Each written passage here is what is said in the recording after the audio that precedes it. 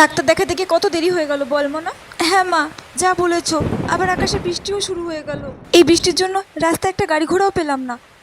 এখন হেঁটে হেঁটে বাড়ি যেতে হচ্ছে। ছাতাটাও নিয়ে আসিনি। চারিদিকে তো কি শুনশান রাস্তা মা, আমার তো খুবই ভয় করছে। শোন মা, ওই যে দেখতে পাচ্ছিস ওই ভাঙাচোরা বাড়িটা, ওই বাড়িটার দিকে কিন্তু তুই একদম তাকাবি না, ঠিক আছে? কেন মা, কি হবে তাকালে? আমি যা বলছি তাই কর, সোজা চল। তুই জানিস না আমার ঘটনা। কি ঘটনা মা, বলো না। সে অনেক যুগের ঘটনা। শোন তাহলে, ওই যে ভাঙাচোরা বাড়িটা, ওই বাড়িটাতে একজন ভদ্রলোক আর ভদ্র মহিলা বাস করতো। তারপরে একদিন ওর বরটা হঠাৎ কাজের জন্য দুদিন বাইরে গিয়েছিল।